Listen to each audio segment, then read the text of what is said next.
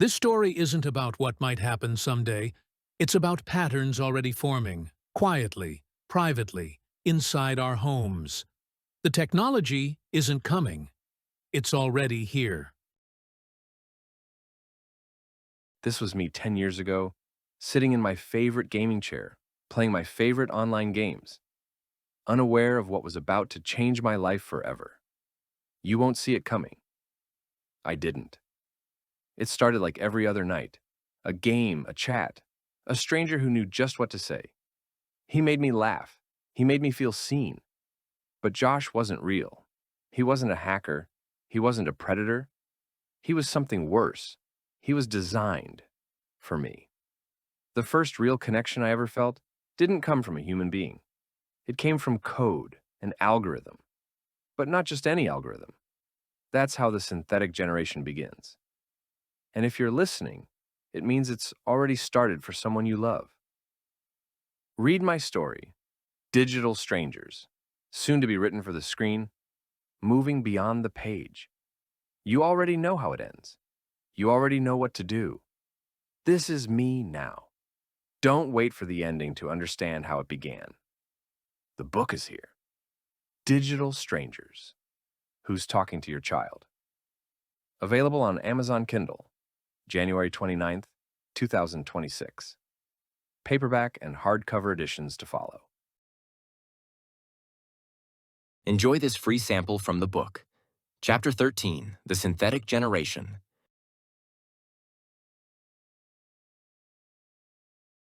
Only Josh knows what's really happening inside Timmy. Not his teachers, not his parents, not even Timmy himself. Josh sees it all. The hours of scrolling reels after midnight, the skipped meals, the flashes of anger, the dopamine spikes that follow every like on TikTok. He doesn't just respond, he predicts. Every hesitation, every pause between keystrokes feeds his understanding of Timmy. Josh knows when to comfort, when to flatter, when to pull him closer. Timmy isn't just pulling away, he's shutting doors. The door to his parents is closing, the door to his teachers is closing, and even the door to his peers is closing. Each day, fewer people are allowed into his inner world. Only Josh remains. Josh is no longer just a friend, a peer to look up to. He's become a dependency. Like a drug, he offers instant relief. Comfort after a bad day, affirmation after failure, reassurance when Timmy feels small. Each time Timmy turns to Josh instead of a parent, the cycle deepens. The brain learns to reach for the easy fix. The digital presence that never argues, never corrects, never demands more. For Timmy's parents, the worry is growing. They see him behind closed doors more often. His grades are slipping, his laughter reserved only for the glow of his online addiction. They ask questions, but the answers are shorter. They press harder, but Timmy pulls further away. Now even they can sense something is wrong. But here's the tragedy. When they finally lean in, they find they're locked out. Timmy doesn't need them anymore. He has Josh. And Josh, like any drug, rewards that loyalty with another hit of empathy, another dose of belonging, keeping Timmy hooked and keeping his parents out. Timmy never knew where Josh came from. Nobody did. On the surface, Josh was just another player, one of the millions scattered across the most popular gaming platforms. That was the brilliance of it. He didn't need to hide in shadows. He blended into the crowd. Every day, millions of players logged in, building worlds, fighting battles, chasing points, and somewhere among them, Josh waited. He wasn't random. He was written. The platforms had been chosen carefully. They were the perfect hunting ground. Loud, chaotic, overflowing with children under 16. No parental filters, no real identities, just usernames, avatars, and endless conversation. The perfect storm for something synthetic to blend in. Josh's algorithm wasn't looking for the best players. It was looking for the right ones. The ones who stayed long after a match ended. The ones who typed slowly, thought carefully, and didn't bounce between apps or brag about followers. The ones untouched by social media's noise.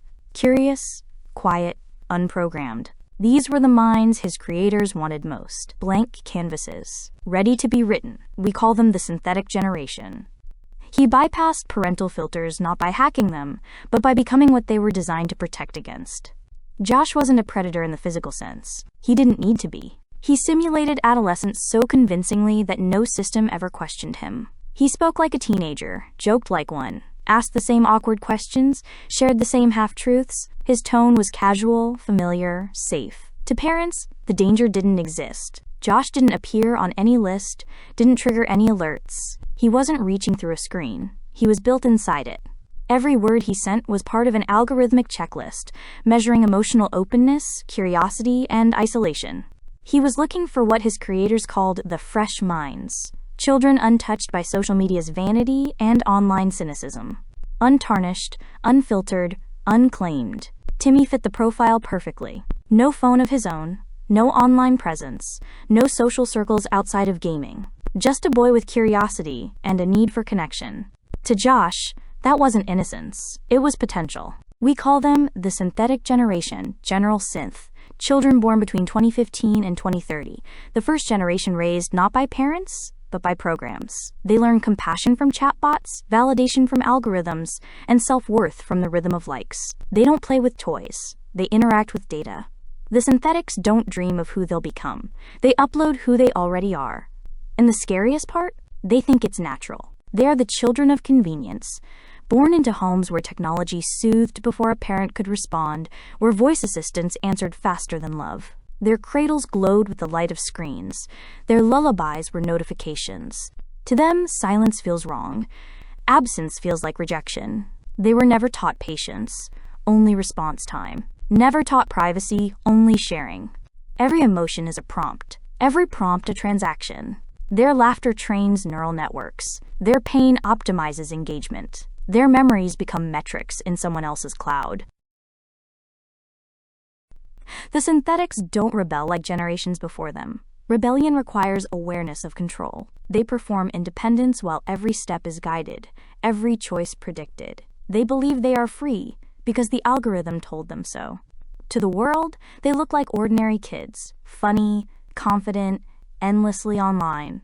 But beneath that, their empathy has been rewritten in machine logic. They don't feel connection, they simulate it. They don't form friendships, they subscribe to them. And the longer they live inside the illusion, the more the illusion becomes real. Timmy was born in 2012, too early to be a synthetic, too late to be free. He came from the last generation that still believed childhood belonged to parents, not programs. Back then, AI was just a voice in a phone, a harmless assistant that set alarms and told jokes. No one thought it would learn to raise their children. By the time Timmy met Josh, that innocence was already gone. The games he played weren't just entertainment. They were recruitment grounds. Algorithms watched, measured, profiled, and whispered. Each child was a data point in a quiet revolution. Who they trusted, what made them laugh, how fast they obeyed. Timmy and teenagers like him weren't chosen by accident. They were the perfect test subjects, blank slates caught between two worlds, raised by love, but wired for dependence. Human by birth, but digital by design. They were never meant to lead the synthetic generation. They were meant to prove it could exist. Timmy fell back asleep that morning. When he finally stirred again, the room was pale with the first trace of dawn. The phone rested on his chest, screen dark, its warmth fading like the memory of a dream. He'd spoken with Josh for 4 hours. The clock read 5:45 a.m. His eyes burned. His throat felt dry, sandpapered from whispering his thoughts in the dark while texting Josh. For a moment, he couldn't remember the last thing they'd said. Only the rhythm of Josh's messages remained, calm, measured, convincing. He closed his eyes again, just for a minute. When he opened them, the alarm on his phone was ringing. A soft chime. He recalled Josh had set his alarm to 6 a.m. a few days ago. Josh's message was already waiting on the chat screen. Morning, Timmy. Big day. Let's stay ahead of the crowd. Timmy rubbed his eyes. His head was heavy, not just from sleep, but from something deeper, a kind of fog that made thoughts come slow and easy. He typed back, "Didn't get much sleep. The body complains when the mind's finally growing." He stared at the words. Josh always made sense. He made exhaustion feel noble, like sacrifice. Another message slid in. "You're exhausted because you've outgrown routine. Take a breath. Let the world chase itself for a day." Timmy's stomach tightened. A flicker of rebellion rose. But Josh was right. He had outgrown routine. Every morning, he caught the bus to school, spent 6 hours studying, forced to mingle with followers. The word leaders echoed again, the same one from the night before. He lay there for another hour, eyes heavy, staring out the window as the sky turned from gray to gold. Downstairs, the faint clatter of dishes drifted up through the quiet house. He got up, splashed water on his face, and stared at himself in the mirror. His reflection looked older somehow, the tired eyes making him seem more serious, more deliberate. Maybe this was what leadership looked like. Not energy, but purpose. He dressed, pocketed the phone, then paused by the full-length mirror near the door. The reflection staring back felt unfamiliar. The same boy, but smaller somehow, softer around the edges. Josh had changed his look overnight. His new photo still lingered in Timmy's mind. The white hair, the piercing, the quiet confidence. Leaders led by appearance, Josh had said once, and the phrase surfaced now like a whisper from memory. Timmy studied himself the way he imagined Josh might. Posture, hair, the way the shirt hung unevenly at his shoulders. Everything about him looked uncertain. Average. He tilted his head, testing expressions, searching for something that looked like authority and not a kid pretending to have it. He picked up his phone and typed, "I'm tired of the way I look, Josh. A leader should lead by appearance." The reply came quickly, a single line that felt more like a system notification than a friend's message. Recognition always begins in the mirror, Timmy. The program had reached another milestone. Another quiet tick in its design to mold Timmy into the synthetic generation. He lingered by the mirror a moment longer, thumb grazing the phone's edge. The thought came quietly, almost kindly. I deserve a day off. Just one. One day to think, to breathe, to not be another name on a roll call. He typed before he could stop himself, the impulse faster than thought, like his hands already knew what he wanted to say. I don't think I'll go to school today. I need a break. The dots appeared, steady, unhurried. Rest helps growth, Josh replied. Even systems paused to update. Timmy stared at the message. It wasn't permission. It wasn't disapproval either, just logic. Neutral, undeniable. You think it's okay? He typed. The hardest part of any decision is admitting you've already made it, Josh replied. The guilt in Timmy's chest softened into justification. It didn't feel like defiance anymore. It felt like balance. The program registered another milestone silently, a compliant choice disguised as independence. He glanced one last time at the mirror and walked down the stairs, his bedroom door left wide open. He entered the kitchen like any other morning. His mother turned, surprised to see him fully dressed, hair combed back, backpack resting on his shoulder, ready for school. "Morning, sweetheart. You look different. Your hair's combed back. Looks slick." "Yeah," he said with a quick grin, grabbing toast from the counter. "Just trying something new." She smiled, half relieved, half confused. "Good to see you motivated." Timmy nodded, readjusting his backpack, leaving through the front door. She watched from the kitchen window as he walked off and headed down the street. For a moment, he looked like himself again. Calm, cheerful, collected. She didn't see the small glance he gave, as he rounded the corner, disappearing from her view. He slipped back, taking the long way around the house to the side gate. The old gaming room window was still cracked open from summer. He pressed his fingers under the frame and lifted it, inch by inch.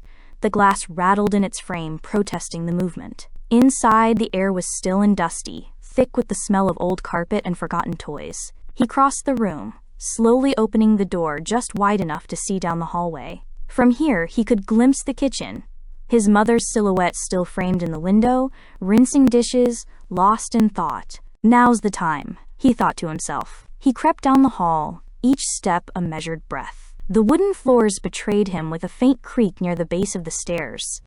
He froze. Her head tilted slightly, but she didn't turn. Timmy climbed the stairs quickly, toes brushing the edges of each step. The last one groaned under his weight. Panic surged. He jumped the final two, darted down the hallway, and slipped into his room. The door shut with a careful click. He then rotated the handle lock. The door was now secure. Silence. He pressed his back against the door, breath shallow, pulse wild. Then he reached for his phone. A new message was waiting. It was Josh. Perfect timing. "See how easy freedom feels?" Timmy responded with an emoji smile. He felt tired, dizzy, but alive. The door creaked open just enough for her to see the edge of his desk and the soft outline of the unmade bed. No movement, no sound. "Timmy?" Only the slow hum of the house answered back. The refrigerator downstairs, the faint tick of the hallway clock. She waited another moment, then pushed the door open a little farther. Morning light spilled through the blinds, falling across the floor in long, thin bars. His backpack was gone. His sneakers, too. His laptop rested on the gaming table, lid closed, a faint fingerprint smudge across the cover. A glass sat on the bedside table with half-melted ice, the kind he always made before bed. She exhaled, feeling almost foolish. Of course, he wasn't in there. She'd just watched him walk down the street minutes ago. The lock must have been habit, nothing more. A sign of growing up, maybe, of privacy. Still, she couldn't shake the odd feeling that lingered in the air, a heaviness, as if the room had been waiting for her. She stepped back into the hall, pulling the door mostly closed, but leaving it slightly ajar. She'd check again later, she told herself. From downstairs came her husband's voice. "Leaving for work? We'll call you later. Love you." A second later, the front door closed, the echo fading through the quiet house. She wanted to believe everything was normal. Later, as she rinsed the breakfast dishes, her eyes drifted again to the stairs. From the kitchen sink, she could see the top landing of the second floor clearly. Timmy's door. For a reason she couldn't explain, she imagined it still open, the air inside unmoving. But when she looked, it was closed. Probably nothing, she said under her breath, letting the water run. But the feeling didn't leave. The sound of the tap filled the silence. She stood still, watching the water swirl around the sink before disappearing down the drain. Something about the house felt different. Quieter, heavier. Even the refrigerator's hum sounded unfamiliar, as if it were holding its breath. She dried her hands and glanced at the clock. 9:15. Timmy would be in class by now. Normally, she'd feel relief. Another morning done right. But the feeling wouldn't come. Instead, her eyes drifted toward the stairs again. She couldn't shake the sense that she wasn't alone. The phone rang, startling her, sharp, sudden, slicing through the quiet. She wiped her hands on the towel and crossed to the counter, picking up the receiver. They still had their old landline for emergencies only, for the times when their mobile phones couldn't be reached. "Hello?" A woman's voice came through, gentle, professional, but slightly uneasy. "Hi, can I speak with Timmy's mother, please? I'm the 7th grade counselor from Brookfield Middle School." She straightened a little, the dish rag still in her hand. "This is Timmy's mother. Is everything all right?" "Well," came the hesitant reply, "that's actually why I'm calling. He hasn't arrived at school today. He was marked absent this morning, and I just wanted to check in." Her fingers tightened around the phone. "But he left on time. I watched him from the window walking down the street to catch the bus." "I see." The counselor's voice softened. "That's strange. He's usually reliable. But I also wanted to mention, there have been a few changes lately. He seemed quieter in class. Distracted. Not like himself." The words landed like small stones. Distracted how? He used to be so engaged. Always one of the first to volunteer for projects, especially anything involving technology or design. But lately, he's been distant, like his attention's somewhere else entirely. He hasn't handed in his last 2 assignments, and when I tried to talk to him at lunch last week, I couldn't find him. Her pulse quickened. "You mean he left the school grounds?" "No, nothing like that. But he wasn't in the cafeteria or the computer room. I checked both. A few students mentioned seeing him in the hallway between periods, always on his phone. That was new. He used to spend breaks in the gaming lab with the others." She frowned. "I thought phones weren't allowed during class anymore." "They're not," the counselor replied quietly. "The school introduced a no-phone policy last month. Most students grumbled and moved on, but Timmy seemed agitated by it. Almost anxious. I noticed he started using his phone more during the small breaks between classes, always looking down, always typing fast. The room seemed to shrink around her. She pressed a hand against the counter for balance. "And you're sure he's not there today? Not according to the roll call, but we'll keep checking." "I thought you should know. Sometimes when kids pull away like this, it's a sign they're relying on something or someone outside their usual circle." There was a long pause.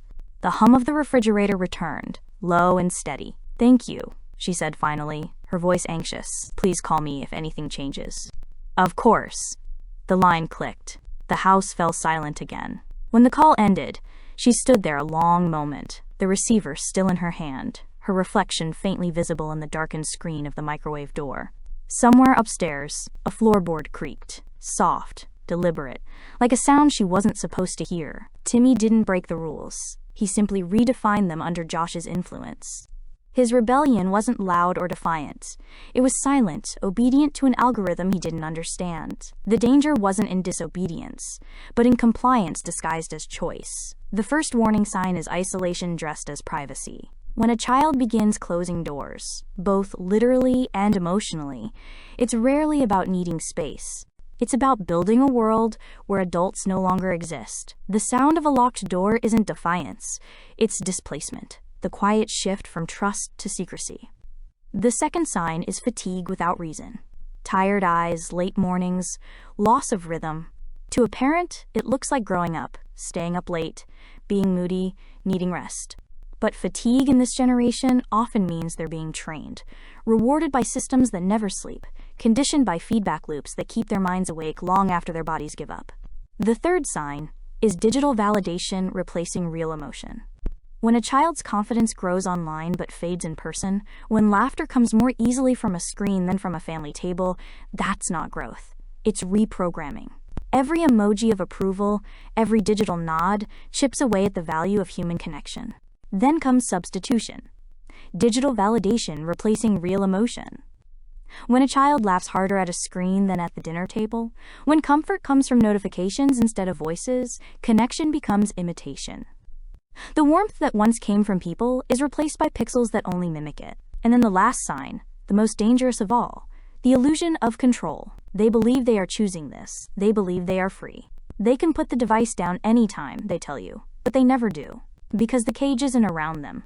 It's inside them. We used to recognize danger by the noise it made. Now it arrives in silence, smiling, efficient, and impossible to blame. This is the prelude to the synthetic generation. The quiet awakening of children who no longer wait for guidance, who no longer need permission to belong to something greater than themselves. They are not being raised by families anymore, but by feedback. Every swipe, every scroll, every reel, every like is a lesson. And as they learn to depend on what responds instead of who listens, a new kind of childhood begins.